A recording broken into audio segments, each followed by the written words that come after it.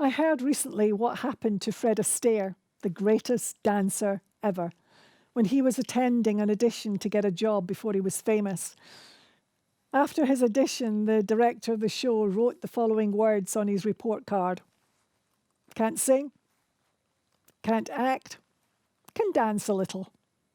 We can laugh at this now, knowing that Fred Astaire went on to be one of the most amazing singers, actors, and exceptional dancers of his time.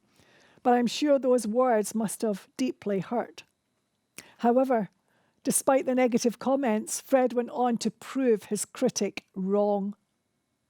I was walking down a street with a group of friends in Spain one day when one of them said, in my hearing, "The only thing Nancy has going for her is the shape of her body." When the others chastised her for her words, she went on to explain that, in her opinion, without my body shape, I would look nothing. I laughed at what she was saying with the others in the group, but later thought to myself that if I had been insecure, those words could have deeply hurt me. I had gone through years of hearing my late husband Ray tell me that he thought I was beautiful, even though he saw me at my worst times. And therefore, her words didn't hurt just as much as they would have if I hadn't known the deep love of my husband. When we know that God delights in us, when we really know that he loves us warts and all, then we can deal better with the criticisms that life often brings.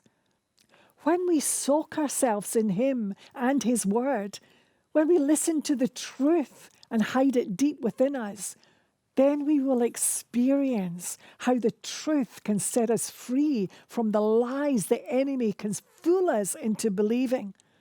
Do remember, it was the lies of the serpent in the Garden of Eden that eventually led to sin and fear.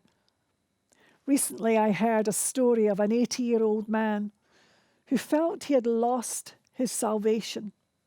He was so disturbed that all he could do was to cry at the top of his voice, "I am lost, I am lost."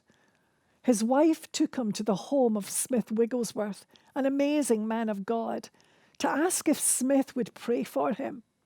When Smith met the couple, it was impossible not to hear the utter despair in this man's voice as he shouted at the top of his voice, "I am lost.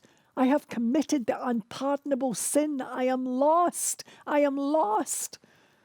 When I heard this story, I was already thinking in my mind what I would do or say to change this man's condition.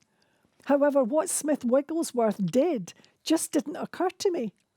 Led by the Holy Spirit, Smith Wigglesworth commanded the lying spirit to come out. In a moment, the evil spirit left and the man was completely free. What a lesson for us all. We must not allow the lies of the enemy to find a place in our lives. The devil knows that if he can capture our thought life, he has won a mighty victory over us.